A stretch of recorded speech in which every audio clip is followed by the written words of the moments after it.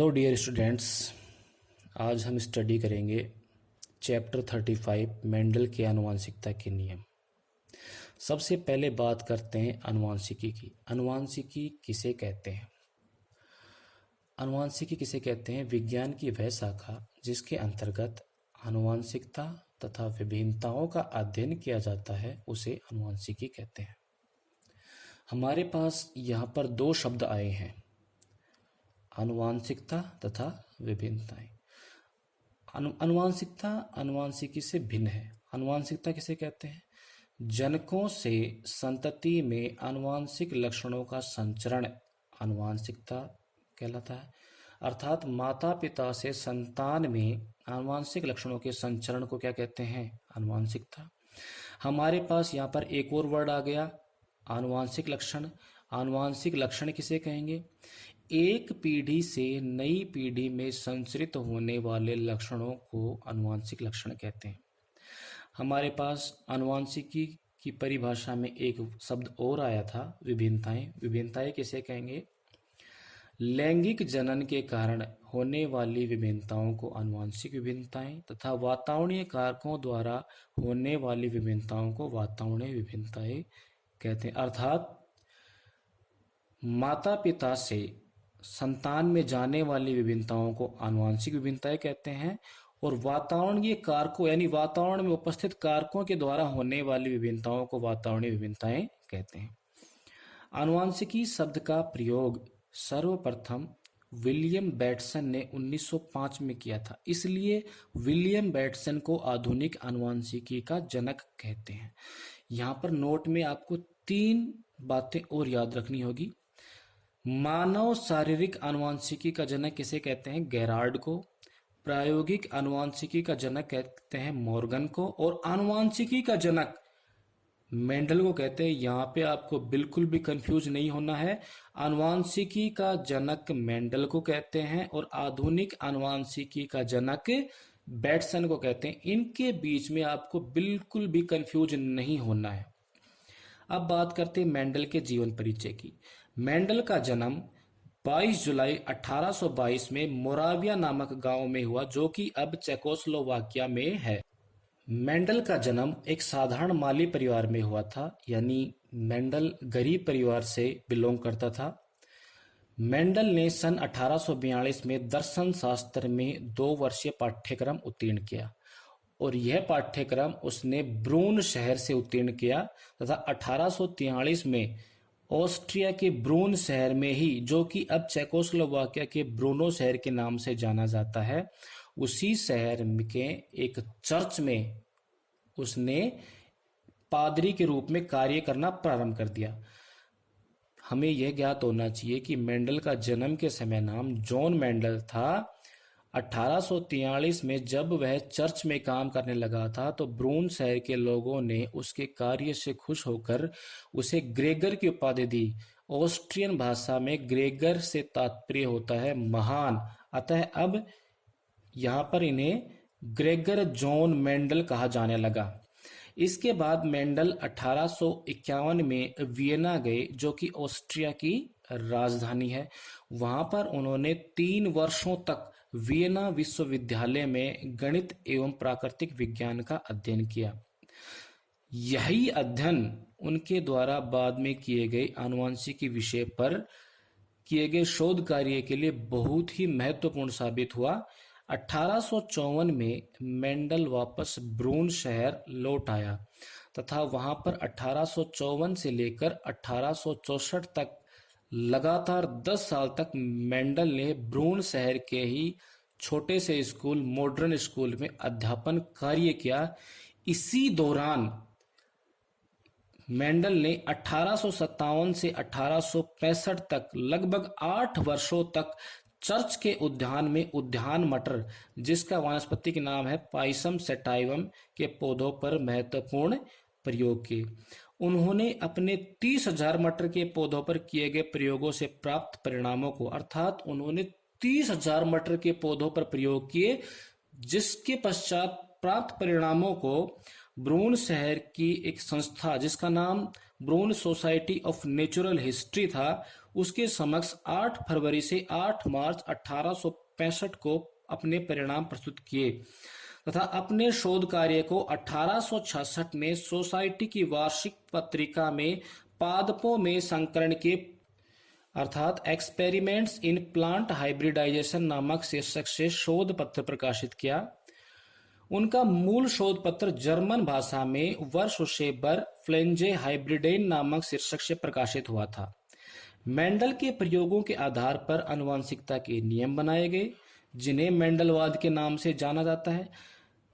लगभग 34 वर्षों तक यह शोध कार्य उपेक्षित रहा, क्योंकि मेंडल की मृत्यु 6 जनवरी 1884 को हो गई। अब आता है एक टर्निंग पॉइंट। 1900 ईस्वी में हॉलैंड के ह्यूगो डी ब्रीज, जर्मनी के कार्ल कोरेंस और ऑस्ट्रिया के एरिक वॉन शेरमार्क के अलग अलग प्रयोगों में मेंडल के जैसे परिणाम प्राप्त हुए, जिससे मेंडल के भूले हुए कार्यों को प्रामाणिकता मिली, यानी मेंडलवाद की पुनः खोज हुई। डियर स्टूडेंट्स, पिछले वीडियो में हमने पढ़ा था मेंडलवाद की पुनः खोज कैसे हुई। आपको यहाँ पे ये ध्यान रखना जरूरी है कि मेंडल का प्रयोग या उसके परिणाम या उसके निष्कर्ष Brunn society of natural history के जिस मैगजीन में छपे थे, उसका शीर्षक था experiments in plant hybridization, Hindi में पादपों में संकरण के प्रयोग, और उसका मूल शोध पत्र जर्मन भाषा में छपा था, जिसका शीर्षक था वर्षसेबर फ्लेंजेन हाइब्रिडेन। ये आपको याद रखना है। अब पढ़ते हैं आगे। मेंडल द्वारा अध्ययन के लिए मटर के पौधे का ही चयन क्यों किया गया?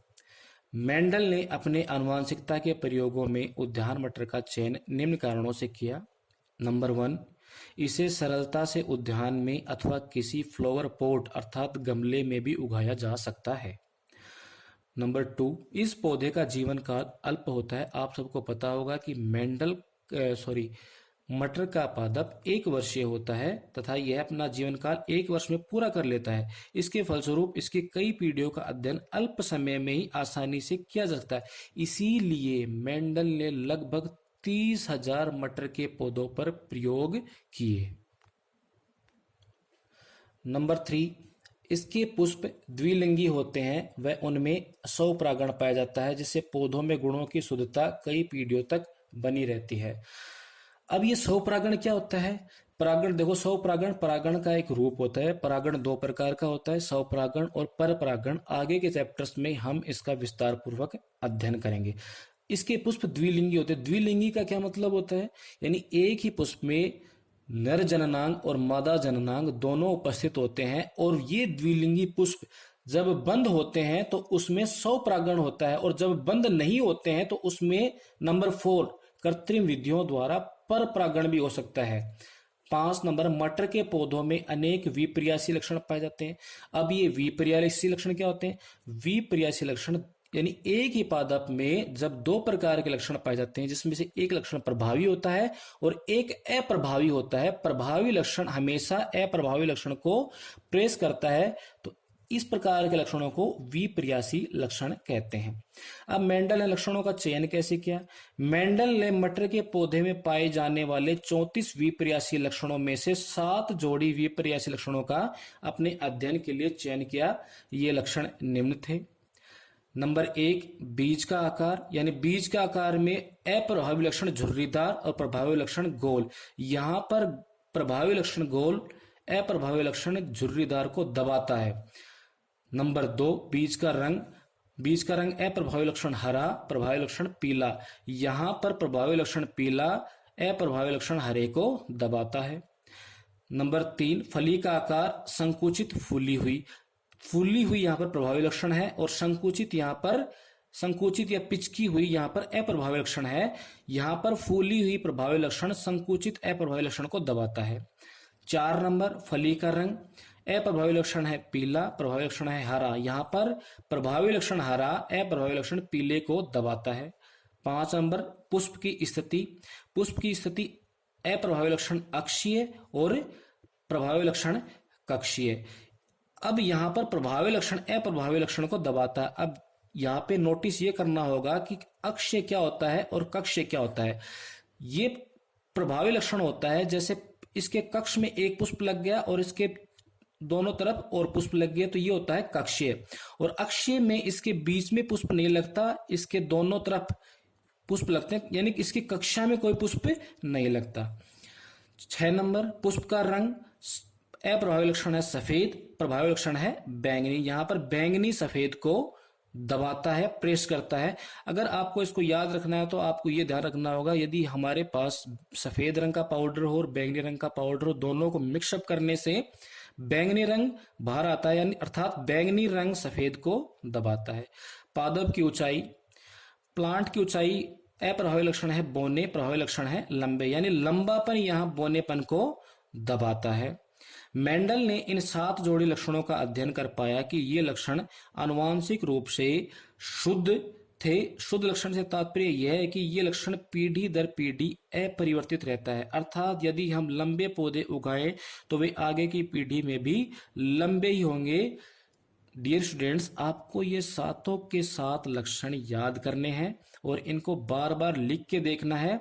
इसमें आपको ध्यान रखना है बीज का आकार, बीज का रंग, फली का आकार, फली का रंग, पुष्प की स्थिति, पुष्प का रंग, पादप की ऊंचाई, ये 7 लक्षण है। तो आप ये बीज का रंग जो है, ये बीज पत्र का रंग भी, इसमें कई जगह पे बीज पत्र का रंग भी लिखा होता है, मैंने यहाँ पे बीज का रंग लिख दिया है। ये आप बीज पत्र का रंग भी इसे लिख सकते हो। हेलो डियर स्टूडेंट्स, पिछले वीडियो में हमने मटर के 7 जोड़ी विपर्यासी लक्षणों के बारे में पढ़ा।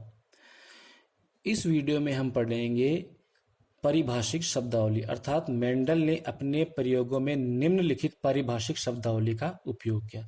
सबसे पहले नंबर 1, जीन। जीन क्या होता है? यह डीएनए का क्रियात्मक खंड होता है। प्रत्येक लक्षण का निर्धारण, अर्थात प्रत्येक लक्षण, आनुवांशिक लक्षण का निर्धारण एक जोड़ी जीन के द्वारा होता है और जीन हमेशा पेयर्स में अर्थात जोड़ी में पाया जाता है। जीन आनुवांशिकी की इकाई होती है। सर्वप्रथम जोहानसन ने 1909 में जीन शब्द दिया। मेंडल ने जीन के स्थान पर कारक शब्द का प्रयोग किया। आपकी जानकारी के लिए मैं आपको बता दूं, जीन हमेशा गुणसूत्रों के ऊपर मोती के समान जोड़े के रूप में पाया जाता है और जीन ही जीवों में आनुवांशिक लक्षणों का निर्धारण करता है। बात करते हैं समयुग्मजी किसे कहते हैं। नंबर 2, किसी लक्षण के लिए यदि जीन के दोनों सदस्य समान हो तो वह स्थिति समयुग्मजी कहलाती है। जैसे कैपिटल टी यहां पर लंबेपन को दर्शाता है, जबकि स्मॉल टी यहां पर बोनेपन को दर्शाता है। जब आगे हम मेंडल के नियम पढ़ेंगे तो इन परिभाषिक शब्दावली का विस्तार पूर्वक अध्ययन करेंगे, अभी हम इन्हें संक्षिप्त रूप से पढ़ रहे हैं। नंबर 3, विषमयुग्मजी। किसी लक्षण के लिए यदि जीन के दोनों सदस्य असमान हो तो वह स्थिति विषमयुग्मजी कहलाती है। जैसे लंबापन कैपिटल टी स्मॉल टी, यहां पर कैपिटल टी स्मॉल टी को दबा रहा है। कैपिटल टी यहां पर लंबेपन का चिन्ह है, जबकि स्मॉल टी यहां पर बोनेपन का चिन्ह है और कैपिटल टी स्मॉल टी को दबा रहा है। नंबर 4, युग्म विकल्पी एलील या एलिलोमार्फ जीन किसे कहते हैं। आपको पता होगा जीन हमेशा जोड़े में पाया जाता है और जीन का एकांतरित रूप एलील कहलाता है, यानी जोड़े का प्रत्येक सदस्य एलील कहलाता है। नंबर 5, फिनोटाइप लक्षण प्रारूप। किसी जीव के बाह्य लक्षणों के आधार पर निर्धारित अनुपात फिनोटाइप कहलाता है, यानी जीव के बाह्य लक्षणों के आधार पर जब उसका लक्षण प्रारूप निर्धारित किया जाता है तो इसे फिनोटाइप कहेंगे। इन सब के बारे में हम मेंडल के आनुवांशिकता के जब तीनों नियम पढ़ेंगे तो उनमें विस्तार पूर्वक इनका अध्ययन करेंगे। नंबर 6, जीनोटाइप या जीन प्रारूप। किसी जीव की जीनी संरचना या आंतरिक संरचना के आधार पर निर्धारित अनुपात जीनोटाइप कहलाता है।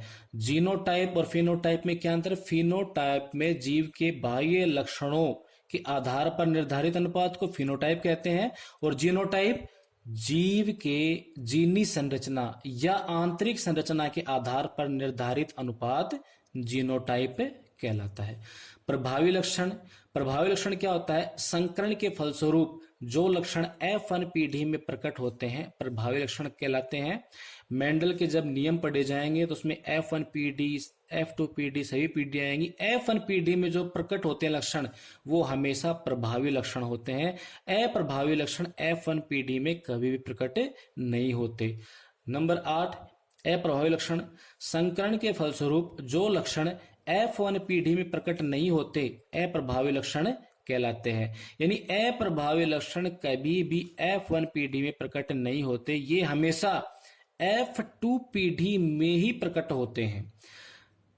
नंबर 9, विस्थल, गुणसूत्र का वह स्थान जिस पर जीन पाए जाते हैं वह विस्थल का कहलाता है। मैंने आपको पहले भी बताया था कि जीन हमेशा मोती के समान संरचना के रूप में, जोड़े के रूप में गुणसूत्र के ऊपर पाया जाता है और गुणसूत्र का वह स्थान जहां से जीन जुड़ा होता है वह विस्थल कहलाता है।